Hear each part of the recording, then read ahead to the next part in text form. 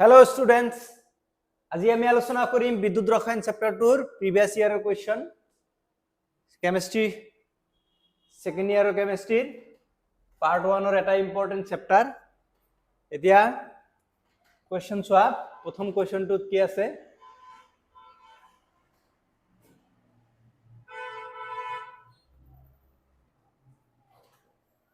এক নম্বৰ কোৱেশ্চনত দিয়া আছে তলত কিছুমান ধাতুৰ প্ৰমাণ ইলেক্ট্ৰড বিভৱৰ মান দিয়া আছে। এই ধাতু কেইটাক ইহতৰ বিজাৰণ ক্ষমতাৰ বৰ্ধিত ক্ৰমত সজোৱা, অৰ্থাৎ সৰুৰ পৰা ডাঙৰলৈ সজাব দিছে। কিহৰ ক্ষমতাৰ ওপৰত? বিজাৰণ ক্ষমতা। এতিয়া কনসেপ্টটো কি কনসেপ্টৰ ওপৰত ভিত্তি কৰি তোমালোকে এইটো এৰেঞ্জ কৰিবা বা এই কোৱেশ্চনটো সলভ কৰিবা। এতিয়া চোৱা, বিজাৰণ ক্ষমতা হৈছে, ইয়াতে নোট কৰিব লগা বস্তু হৈছে বিজাৰণ ক্ষমতা। বিজাৰণ ক্ষমতা কি হ'ব? ইলেক্ট্ৰড বিভৱৰ মান। ইলেক্ট্ৰড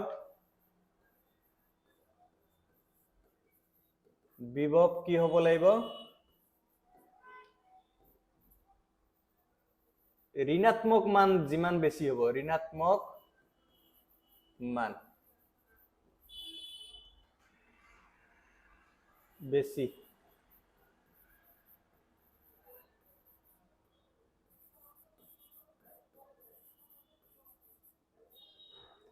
অৰ্থাৎ বিজাৰণ ক্ষমতা, এই এনসাৰটোৰ লগত এই কনসেপ্টটো জড়িত বা এই কোৱেশ্চনটোৰ যেটো এনসাৰ হ'ব এইটো বিজাৰণ ক্ষমতা আৰু এটা আছে জাৰণ ক্ষমতা। এই দুটা টপিক তোমালোকে দুয়োটাই আহিব পাৰে। এইটোত এটা সুধিছে জাৰণ ক্ষমতা। জাৰণ ক্ষমতা হৈছে ইলেক্ট্ৰড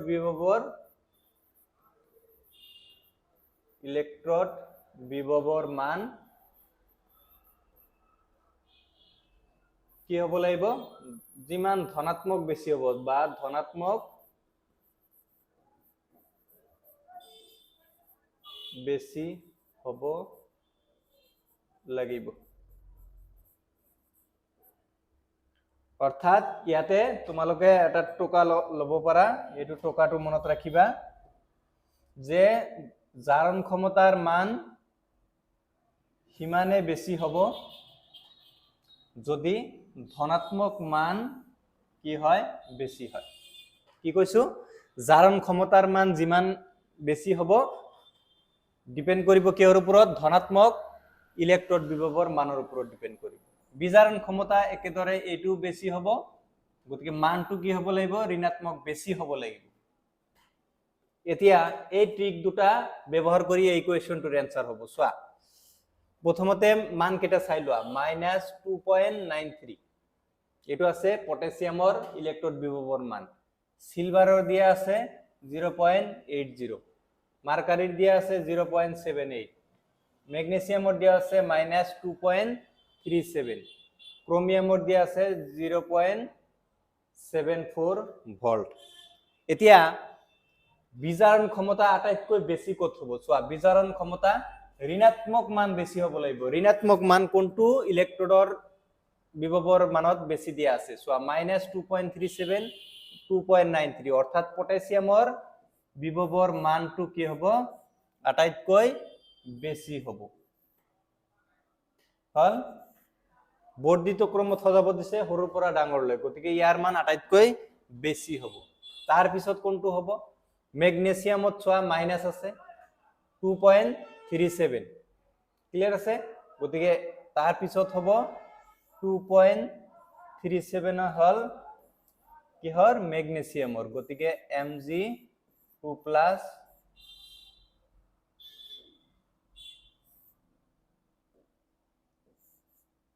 Mg2+/Mg। তাৰ পিছত চোৱা আৰু নেগেটিভ মান আছে নেকি? আছে, এইটো আছে ক্ৰোমিয়ামৰ, ক্ৰোমিয়াম 3+/ক্ৰোমিয়াম। তাৰ পিছত কম পজিটিভ থকা, চোৱা একেবাৰে কম পজিটিভ 0.78 আৰু 79 আৰু 0.8, অৰ্থাৎ মাৰ্কাৰী 2 হ'ব।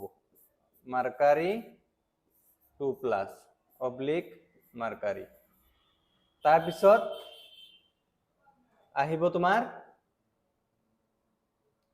ইয়াতে অলপ মিস্টেক হল চোৱা এইটো 80 ইয়াৰ পজিটিভ মান বেছি তো কম মানটো হ'ব এইটো পজিটিভ মান হলে তো জারণ ক্ষমতা হ'ব নেগেটিভ মান হলে বিজারণ ক্ষমতা তো বিজারণ ক্ষমতা এইটো আটাইতকৈ বেছি হৈ আছে কাৰণ ইয়াৰ মান আটাইতকৈ ঋণাত্মক বেছি তাৰ পিছত কম পজিটিভ ইয়াতে হল মাৰ্কাৰী 2+ অবলিক মাৰ্কাৰী তাৰ পিছত এইটো আটাইতকৈ পজিটিভ ভ্যালু আছে দিয়া গতিকে এইটোৰ মান লাষ্টত হ'ব এইটো হৈছে Ag প্লাস Ag অৰ্থাৎ ইয়াৰ মান বিজাৰণ বিভৱৰ লয়েস্ট হ'ব ইয়াতে লয়েস্ট হ'ব আৰু ইয়াতে হাইয়েস্ট হ'ব তো 1 নম্বৰ কোৱেশ্চনৰ আনসাৰ হ'ব এইখিনি তো এইটো আছিল কোৱেশ্চন নম্বৰ 1 ৰ আনসাৰ ক্লিয়াৰ আছে লিখি লোৱা আৰু এই টকাটো লিখি লবা কেতিয়াবা জাৰণ ক্ষমতাৰ ক্ৰমত সজাব দিব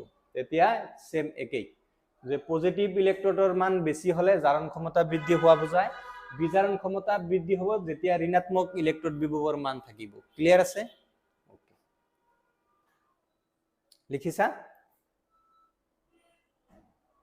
ওকে মই এখিনি ৰাপ কৰি দিছো নেক্সট হৈছে আয়ন স্বাধীন প্ৰবজন সম্পৰ্কীয় কলৰাছৰ নীতি লিখা কলৰাছৰ নীতিটো কি কলৰাছৰ নীতি হল কলৰাছ ল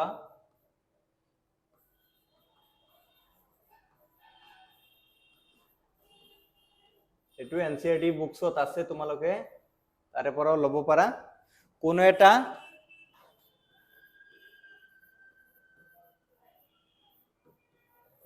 এটা বিদ্যুৎ বিশ্লেষৰ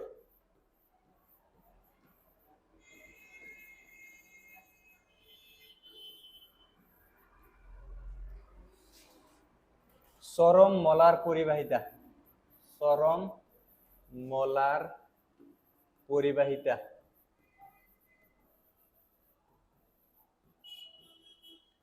বিদ্যুৎ বিশ্লেষৰটোৱে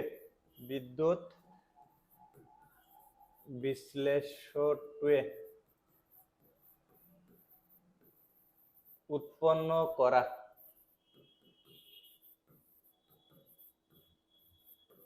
কেটায়ন আৰু এনায়নৰ পৰিবাহিতাৰ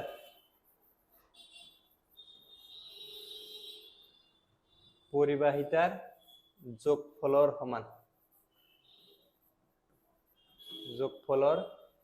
সমান অৰ্থাৎ lambda m equal to suppose HCl तो lambda H plus HCl minus not দিব পাৰা ইয়াক কলৰাছৰ নীতি বুলি কোৱা হয় অৰ্থাৎ কোনো এটা বিদ্যুৎ বিশ্লেষৰ কোনটো HCl লিখি লোৱা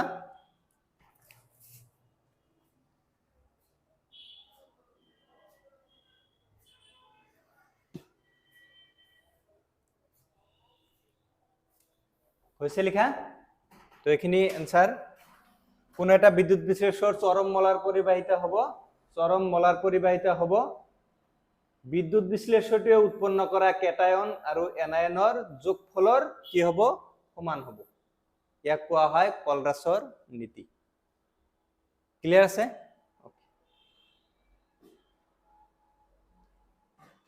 নেক্সট 3 নম্বৰ কোৱেশ্চনত চোৱা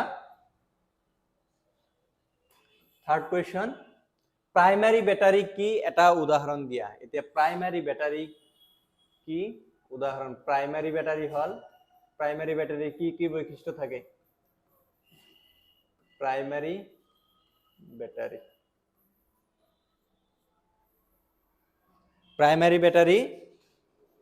কেবল এবাৰ ব্যৱহাৰ কৰাৰ পিছত কৰাৰ পিছত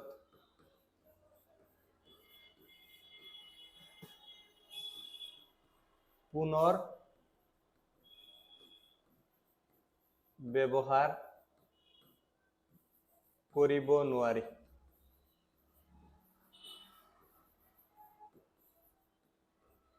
অৰ্থাৎ প্ৰাইমাৰী বেটাৰী কি এবাৰ ব্যৱহাৰ কৰাৰ পাছত আৰু পুনৰ ব্যৱহাৰ কৰিব নোৱাৰি।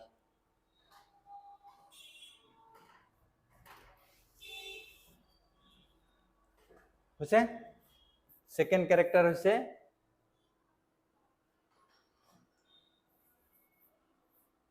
ইয়াত প্ৰাইমাৰী বেটাৰীত কি থাকে কোক বিক্ৰিয়া, যেটো কোক বিক্ৰিয়া হ'ব কোক বিক্ৰিয়া একে দফাত সম্পন্ন হয়।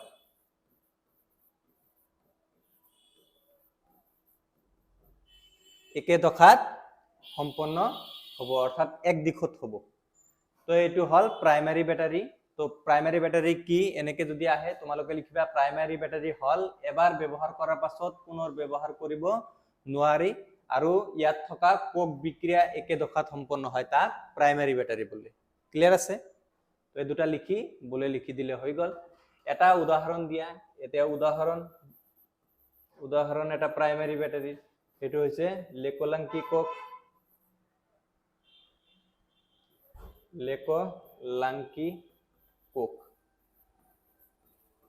লেকোলাঙ্কি সেল বুলি কোৱা হয় ইয়াক ইংৰাজীত।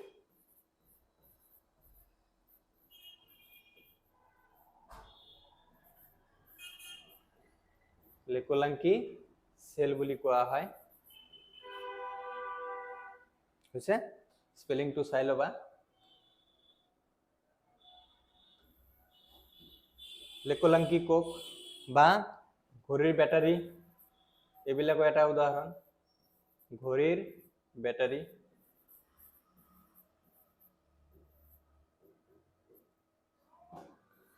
ক্লিয়াৰ আছে?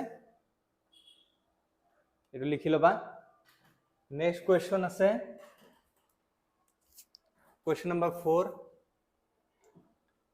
যে আমলিক পানীৰ মাজেৰে 1 ফেৰাডে বিদ্যুৎ চালিত কৰিলে গ্ৰাম হিচাপে কিমান পৰিমাণৰ হাইড্ৰোজেন মুক্ত হ'ব? এতিয়া চোৱা হাইড্ৰোজেন মুক্ত হ'ব ক্যাথোডত, তো বিক্ৰিয়া হ'ব 2 হাইড্ৰোজেন প্লাস টুৱাইস ইলেক্ট্ৰন, তেতিয়া কি হ'ব হাইড্ৰোজেন গেছ উৎপন্ন হ'ব। ক্যাথোডত কি হয় বিজাৰণ বিক্ৰিয়া হয়, তো এটো বিজাৰণ বিক্ৰিয়া হৈছে হাইড্ৰোজেন উৎপন্ন হৈছে। এতিয়া চোৱা 2 মোল ইলেক্ট্ৰনৰ বাবে কি 2 মোল ইলেক্ট্ৰন খৰচ কৰি কি হয় 1 মোল হাইড্ৰোজেন অণু গঠন হয়। তো এনে ক্ষেত্ৰত ক্লিয়াৰ আছে? হাইড্ৰোজেন গেছ কিমান মুক্ত হ'ব 1 ফেৰাডে বিদ্যুৎ চালিত কৰিলে গ্ৰাম হিচাপে ওলাব দিছে। এটো পয়েন্ট তোমালোকে মনত ৰাখিব লাগিব গ্ৰাম হিচাপে। এতিয়া চোৱা 2 মোল ইলেক্ট্ৰনে কি কৰে 1 মোল হাইড্ৰোজেন উৎপন্ন কৰে। therefore 1 মোল ইলেক্ট্ৰনে কি কৰিব 1/2 মোল হাইড্ৰোজেন উৎপন্ন কৰিব। ক্লিয়াৰ আছে? therefore গ্ৰাম হিসাবে মোল অৰ্থাৎ মোলৰ কনসেপ্ট কি আছিল? মোল আছিল গ্রাম ইউনিট ডিভাইডেড বাই মোলার মাস। তো মোল এটো যদি ওলাও ডব্লিউ মোল হিসাবে অর্থাৎ মোল ইনটু মোলার মাস। তো হাইড্ৰোজেনৰ মোলার মাস কিমান হ'ব? ইয়াতে 2 হ'ব। তো মোল আছে হাফ ইনটু 2 ইকুয়াল টু 1 গ্রাম। তো অ্যান্সার হয়ে যাব 1 গ্রাম হাইড্রোজেন আমলিক পানীৰ মাজেৰে 1 ফেৰাডে বিদ্যুৎ চালিত কৰিলে গ্ৰাম হিচাপে কিমান পৰিমাণৰ হাইড্ৰোজেন মুক্ত হ'ব? 1 গ্ৰামৰ হাইড্ৰোজেন মুক্ত হ'ব। এটোৰ হ'ব এনসাৰটো হ'ব 1 গ্ৰাম। এটু কিয় লিখিছো? তোমালোকে মোলৰ ডেফিনিশন পাইছে, গ্ৰাম ইউনিট ডিভাইডেড বাই মোলাৰ মাস।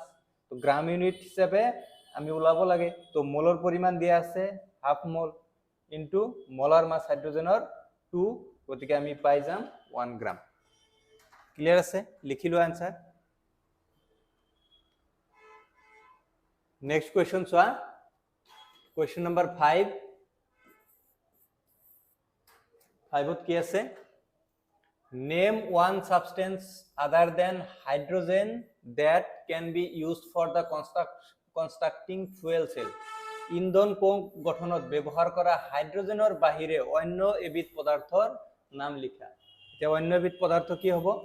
এটা হ'ব মিথেন আৰু এটা হ'ব মিথানল। এটাৰ নাম মিথেন, এটাৰ নাম মিথানল। যিকোনো এবিধৰ নাম সুধিছে, ইয়াৰে যিকোনো এটা লিখি দিলে হৈ যাব। হাইড্ৰোজেনও ব্যৱহাৰ কৰা হয়, মিথেনও ব্যৱহাৰ কৰা হয়, মিথানলও ব্যৱহাৰ কৰা হয় ফুয়েল সেল বা ইন্ধন কক্ষত। 6 নম্বৰ কোয়েশ্চন, প্ৰমাণ কোক বিভবৰ সংজ্ঞা দিয়া। 6 number question,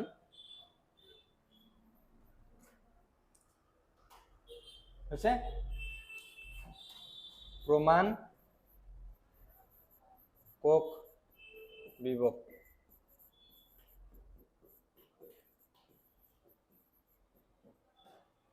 standard electrode potential. যদি অৰ্ধকক এটাত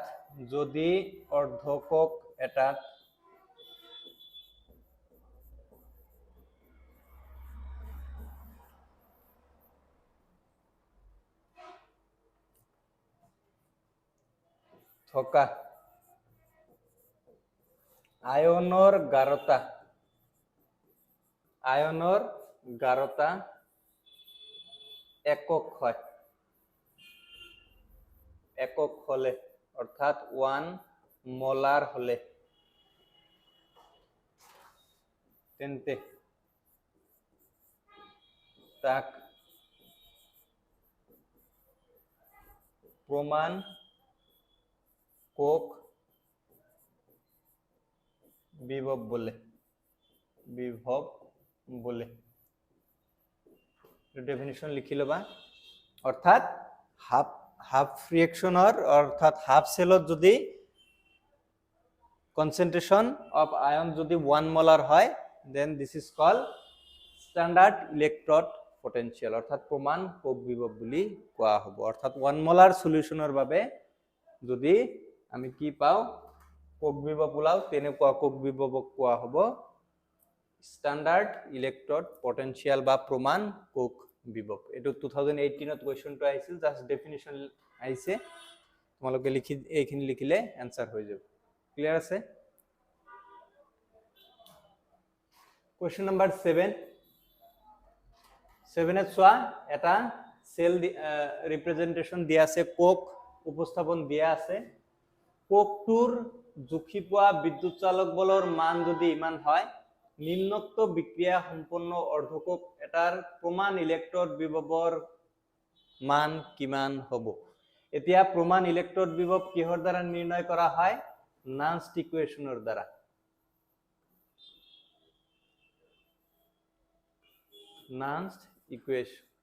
নান্সট সমীকৰণেৰ দ্বাৰা কি কৰা হয়?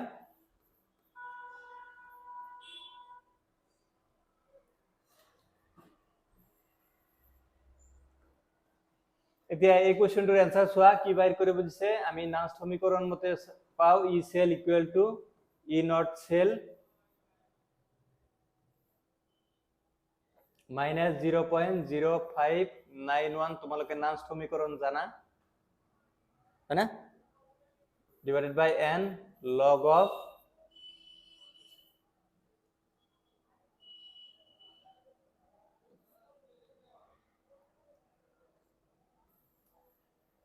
ইয়াতে এটা 1 আছে log of product by reactant আমি কম এতিয়া সোয়া ই সেলৰ মান কিমান ই নট সেলৰ মান দিয়া আছে 0.34 minus 0.0591 divided by n or মান n হৈছে number of electrons এই বিক্রিয়াটোত ইলেক্ট্রন কিমান হ'ব সো আপলে বিক্রিয়াটো আছে রিঅ্যাকশনটো আছে হাইড্রোজেন অবলিক হাইড্রোজেন প্লাস তো ইয়াৰ পৰা ইয়াতে ইলেক্ট্ৰন কেটা লাগিব দুটা ইলেক্ট্ৰন লাগিব কপাৰৰ পৰা কপাৰ 2 প্লাসৰ পৰা কপাৰ ইলেক্ট্রন দুটাই লাগিব তো ইয়াতে মান হ'ব 2 log of product concentration দিয়া আছে 1 molar divided by 1 molar তো আলটিমেটলি আমি এখানে পাম 0.34 minus 0.0591 divided by 2 কিমান পাম log of 1 পাম এতিয়া সোয়া 0.34 0 নহয় এটো 34 minus log 1 এর মান যেহেতু 0 log 1 equal to 0 তো আমি হোল টার্ম 0 পাম তো আলটিমেটলি 0.34 হয়ে যাব ই সেলৰ মান 0.34 অৰ্থাৎ প্ৰমাণ ইলেকট্ৰন বিভবৰ মান হ'ব 0.34 অৰ্থাৎ পজিটিভ ভ্যালু ওলাব এটো জাস্ট নান্স সমীকৰণৰ পৰা কৰিব লাগিব তোমালোকে নান্স সমীকৰণ এটো লাইন জানা এটো প্ৰোডাক্ট ডিভাইডেড বাই ৰিঅ্যাকটেন্ট ইয়াতে মান তোমাৰ 1 মোলাৰ দিয়া আছে গতিকে 1 বহুৱা হৈছে log 1 মানে 0 গতিকে এই গোটেইখিনি টাৰ্ম 0 হৈ যাব আলটিমেটলি যেটো প্ৰমাণ কোক বিভবৰ মান দিয়া আছে বা ইলেক্ট্ৰড বিভবৰ মান দিয়া আছে সেইখিনি হৈ যাব आंसर ক্লিয়াৰ আছে आंसरটো লিখি লোৱা নেক্সট কোয়েশ্চন নাম্বাৰ 8 ত চোৱা তলত দিয়া বিক্ৰিয়াটো সংগঠিত হোৱা গ্যালভেনীয় কোকটো লিখা গ্যালভেনীয় কোকটো লিখিব দিছে অৰ্থাৎ এটা বিক্ৰিয়া দিয়া আছে বিক্ৰিয়াটো হৈছে zinc solid plus twice Ag plus aqueous zinc 2 plus aqueous plus twice Ag solid 2020 কোয়েশ্চনটো আইছে তো এই বিক্ৰিয়াটোৰ বাবে কোক উপস্থাপন কেনেদৰে হ'ব সোয়া কোক উপস্থাপন হ'ব ইয়াতে লিখা কোক উপস্থাপন সেল রিপ্রেজেন্টেশন কয়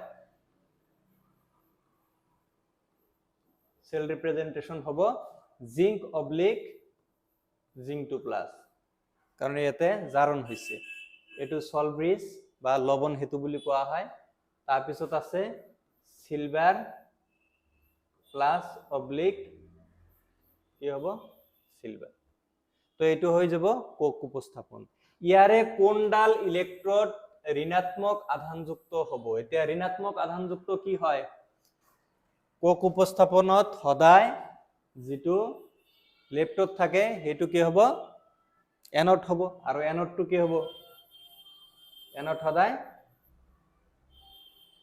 ঋণাত্মক হ'ব তো ঋণাত্মক আধানযুক্ত এনড হ'ব এনডটো হৈছে জিংক অর্থাৎ জিংক যেটো ইলেক্ট্রোড আছে জিংকৰ ইলেক্ট্ৰোডডাল কি হ'ব ঋণাত্মক হ'ব এটো কোয়েশ্চনৰ आंसर ক্লিয়াৰ আছে আকৌ কৈছো কোক উপস্থাপনটো তোমালোকে জানাই সলব্ৰিজ লবণ হেতুৰ দ্বাৰা কি কৰা হয় দুটা অৰ্ধকোকক পৃথক কৰা হয় বাওফালে থাকে জাৰণ অৰ্ধকক বা সোঁফালে থাকে বিজাৰণ অৰ্ধকক তো জাৰণ অৰ্ধকোকক এনড বুলি কোৱা হয় আৰু এনড ঋণাত্মক আধান বিশিষ্ট হয় গতিকে জিংক হ'ব ঋণাত্মক আধান বিশিষ্ট হ'ব গতিকে এইখিনি হৈছে এই কোৱেশ্চনটোৰ आंसर তোমালোকে লিখি লোৱা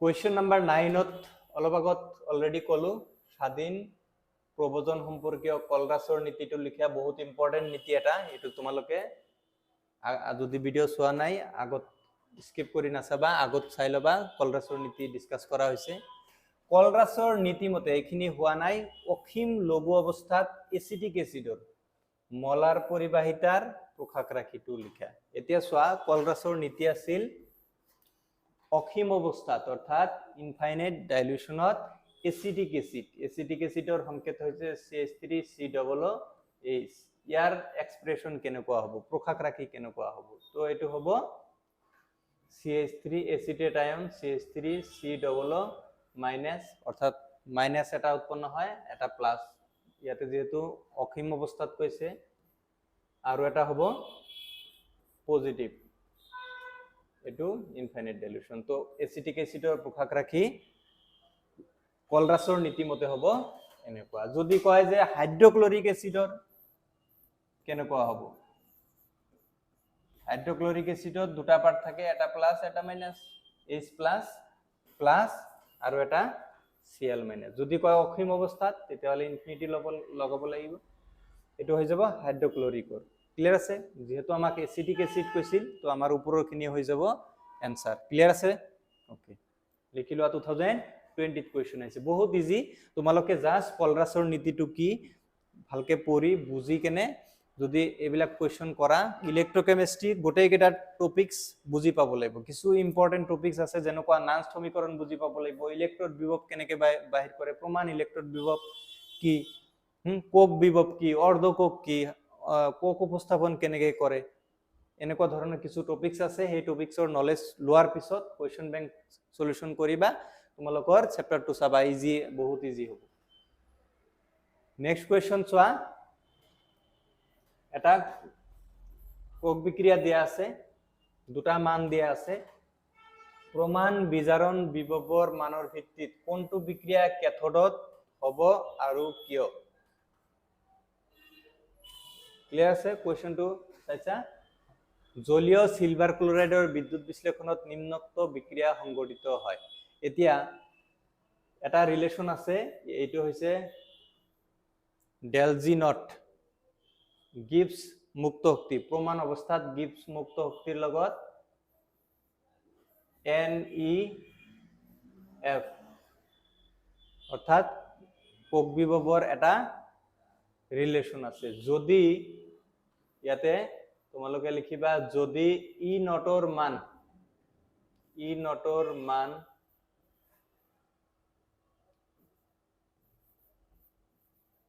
ধনাত্মক বেছি হয় ধনাত্মক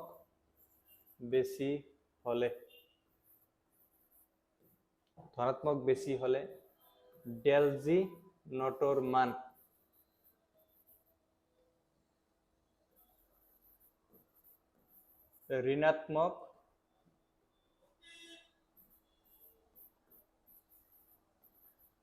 ঋণাত্মক বেছি হ'ব ইয়াৰ ফলত কি হ'ব বিক্ৰিয়াটো ক্যাথোডত সম্পন্ন হ'ব আৰু কিয় ক্যাথোডত চোৱা ক্যাথোডত সম্পন্ন হ'ব আৰু কিয় এতিয়া চোৱা যেহেতু ইয়াতে কি হৈছে ই নটৰ মানটো পজিটিভ আছে এটো তো 0 আছে তো এইটো বেছি কি হ'ব ই নট মান হ'ব ডেল ই নটৰ মান কি হ'ব ধনাত্মক বেছি হলে ডেল জি নটৰ মানও কি হ'ব ঋণাত্মক বেছি হলে কি হ'ব বিক্ৰিয়াটো ফেসিবল হ'ব অৰ্থাৎ at the cathode and why প্ৰমাণ বিজাৰণ বিভৱৰ মানৰ ভিত্তিত কোনটো বিক্ৰিয়া ক্যাথোডত সম্পন্ন হ'ব আৰু কিয় হ'ব অৰ্থাৎ যিটো কোক অৰ্ধকক দিয়া আছে silver plus 1 electron oblique Ag এই বিক্ৰিয়াটো কি হ'ব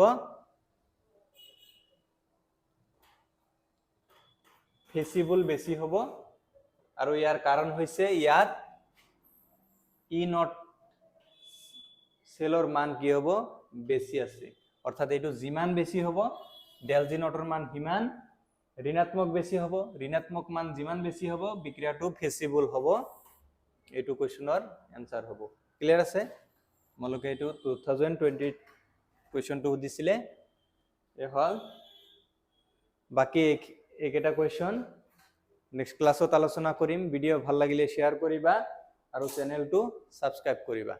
আৰু তোমালোকৰ ৰিকুৱেষ্ট মতে ইলেক্ট্ৰকেমিষ্ট্ৰিৰ কুৱেশ্যন কেইটা আলোচনা কৰা হৈ আছে। তো ভিডিঅ' ভাল লাগিলে নিশ্চয় শ্বেয়াৰ কৰিবা। Thank U.